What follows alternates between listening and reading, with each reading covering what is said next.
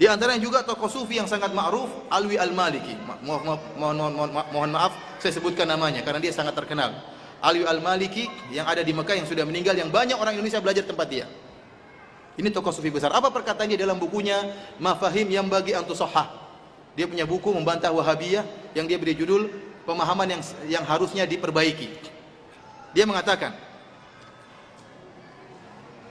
"Fal mutasarrifu fil kaun huwa Allah subhanahu wa ta'ala wa la yamliku ahadun syai'an illa idza mallakahu Allah dzalika wa adzina lahu fi tasarrufi fihi." Yang mengatur alam semesta hanyalah Allah semata, dan tidak bisa mengatur alam semesta kecuali orang yang telah diberi hak oleh Allah, hak otonomi untuk mengatur alam semesta. Di antara yang diberi hak otonomi tersebut adalah Nabi sallallahu alaihi wasallam. Dia mengatakan pada halaman-halaman berikutnya, fa innahu hayyud darain. Rasulullah itu hidup di dunia dan akhirat. Daimul inaya bi immatihi, senantiasa memperhatikan umatnya. Mutasarrifun bi idznillah fi syu'uniha wa khabirun bi ahwaliha, dan dia bisa mengadakan pengaturan dengan izin Allah dalam pengaturan perkara-perkara umatnya dan mengetahui tentang kondisi umatnya. Ini kesyirikan. Ya, ini kesyirikan. Ya, ini kesyirikan. Apakah Nabi setelah meninggal mengetahui kondisi umatnya? Tidak ada. Tadi hadis setelah kita sebutkan, kata Allah, innaka la tadri ma ahdatsu ba'dak. Kau tidak tahu apa yang terjadi setelah itu. Nabi Isa pun tidak tahu apa yang terjadi setelah dia meninggal. Ini keyakinan dia, Rasulullah mengetahui kondisi umatnya. Bahkan bukan cuma mengetahui, mutasarrif, mengatur kondisi umatnya. Ini ada syubhat di antara mereka bahwasanya ada hak otonomi yang Allah berikan kepada siapa? Kepada Nabi sallallahu alaihi wasallam, dan juga Allah berikan kepada wali. Oleh karena jangan heran kalau antum dapati sebagian orang-orang sufi yang ekstrim meyakini bahwasanya wali memiliki hak otonomi untuk mengatur sebagian makhluk ini. Ini kedustaan. Mana dalil bahwasanya Allah Subhanahu wa taala memberikan kepada dia hak otonomi? Tidak ada dalilnya. Bahkan malaikat yang Allah berikan hak untuk mengatur, itu pun tidak bisa mengatur seenaknya. Harus berdasarkan perintah Allah Subhanahu wa taala. Tidak ada hak otonomi. Tidak ada hak otonomi dalam alam semesta ini. Di antara tauhid rububiyah, kita meyakini bahwasanya tidak ada yang mencipta dan mengatur alam semesta ini semata-mata kecuali Allah Subhanahu wa taala. Malaikat pun tidak bebas mengatur alam semesta, tidak. Bagaimana kemudian kita meyakini bahwasanya orang soleh diberi kemampuan, diberi hak otonomi untuk mengatur alam semesta? Ini kesyirikan yang ada dalam orang-orang Syiah dan juga diikuti oleh sebagian orang-orang sufi. Yang kebablasan, yang aneh, bukan hanya mengatakan bahwa maulid Nabi itu bid'atun hasanah, bahkan Muhammad Alwi Al-Maliki, salah seorang tokoh sufi yang paling jegek dan pembela utama bid'ah di tanah Jazirah Arabia di Mekah, beliau mengatakan peringatan malam maulid Nabi lebih utama malam Lailatul Qadar. Allahu Akbar. Lebih utama dari Lailatul Qadar dari sisi satu. Dia mengatakan maulid Nabi munculnya Rasulullah. Kalau Lailatul Qadar muncul karunia untuk Rasulullah. Mana yang lebih utama? Munculnya Rasulullah ama muncul karunia untuk Rasul? Satu. Maulid Nabi, malam maulid Nabi, munculnya Rasulullah sallallahu alaihi wasallam. Tapi Lailatul Qadar hanya turunnya malaikat-malaikat. Sekarang keluarnya Rasulullah SAW dilahirkan, mana yang lebih utama dari turunnya malaikat? Otomatis kata dia, lebih utama lahirnya Rasulullah dari turunnya malaikat.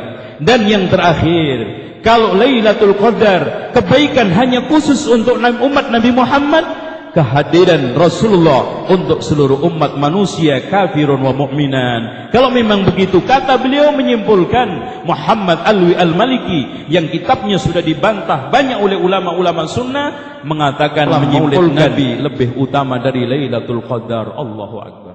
Nilai dasarnya, jangan antum katakan saya Salafino, saya Muhammadiyah itu firqah dhallah, NU firqah dhallah, Jemaah Tabligh, Jemaah Tabligh firqah dhallah. Apalagi tarbiyah firqah dhallah. Tidak jurus kepada Al-Quran itu. Yang menjurus kepada Al-Quran adalah Ahlus Sunnah wal Jamaah, Salaful Ummah, yang dikatakan Salafus Saleh, dan kita pengikutnya Salafiyun. Bukan dalil. Kalau disebut dalil itu apa? Dalil Al-Quran dan Sunnah, bukan syekh. Kata syekh dalil. Kata syekh lagi. Kata imam, bukan dalil. Dalil itu Quran dan sunnah. Sayyid Muhammad Alawi Al-Maliki adalah seorang Sayyid, keturunan mulia yang nasabnya bersambung langsung dengan Nabi Muhammad, melalui cucunya, Imam Al-Hasan bin Ali. Abuya Sayyid Muhammad Al-Maliki merupakan seorang ulama Sunni dari Mekah, Arab Saudi. Ia dikenal sebagai mujadid. Semasa hidupnya, ia pernah dituduh melakukan bid'ah dan syirik oleh kaum Wahabi. Beliau meninggal pada tanggal 29 Oktober tahun 2004, di Mekah, dan dikuburkan di Janatul Mu'alla. Sudah menjadi peraturan kuburan Janatul Mu'alla, setiap orang yang meninggal dan dikubur di sana, maka 1 tahun setelah kematiannya kuburan akan dibongkar, dan akan diisi oleh jenazah yang lain. Hal itu juga terjadi pada kuburan Abuya Sayyid Muhammad Al-Maliki. Setelah 1 tahun, kuburan beliau dibongkar oleh para petugas. Namun, alangkah terkejutnya para petugas, mendapati jenazah Abuya Sayyid yang masih utuh, serta mengeluarkan aroma wangi. Dengan adanya peristiwa itu, para petugas mengurungkan niatnya, untuk memindahkan jenazah Abuya Sayyid. Setelah 2 tahun, para petugas kembali melakukan pembongkaran pada makam Abuya Sayyid. Namun, peristiwa 1 tahun yang lalu kembali terjadi. Bahkan kali ini para petugas mendapati kuku, dan rambut Abuya Sayyid yang memanjang. Para petugas kemudian lagi-lagi mengurungkan niatnya, untuk memindahkan jenazah Abuya Sayyid. Selanjutnya, setelah 5 tahun berlalu, para petugas kembali mendatangi kuburan Abuya Sayyid dan membongkarnya. Tapi, lagi dan lagi peristiwa yang sama kembali terjadi. Dengan adanya kejadian-kejadian itu, para petugas akhirnya memutuskan untuk tidak membongkar, dan membiarkan makam Abuya Sayyid. Bahkan, dengan adanya peristiwa itu, banyak dari petugas yang mulai mengikuti ajaran Abuya Sayyid. Dan dari kejadian ini, justru banyak kaum Wahabi yang akhirnya bertaubat, kembali kepada Ahlus Sunnah wal Jamaah. Itulah salah satu karomah beliau setelah wafatnya. Jika beliau selalu mengamalkan bid'ah dan syirik, seperti yang dituduhkan kaum Wahabi, kenapa jasad beliau tidak hancur dimakan tanah, dan setelah 5 tahun jasad beliau mengeluarkan bau harum gaharu, rambut dan kuku beliau bertambah panjang. Nasihat buat pengikut Aswaja, apa yang membuat kita tidak yakin dengan apa yang kita ikuti, sedangkan sudah ada bukti nyata, bahwa Abuya Sayyid Muhammad Alawi Al-Maliki, jasadnya masih utuh dan harum, bukankah itu adalah tanda kita berada dalam kebenaran, insya Allah.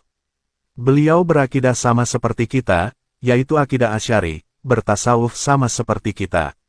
Untuk pemuja dan pengikut Wahabi, Firanda dan Zainal Abidin sudah mensyirikkan Abuya Sayyid Alawi Al-Maliki, dan bukti bahwa jasad Abuya Sayyid Alawi Al-Maliki masih utuh dan harum, menunjukkan tanda kebaikan, artinya secara tidak langsung bahwa Aswajalah yang insya Allah yang benar.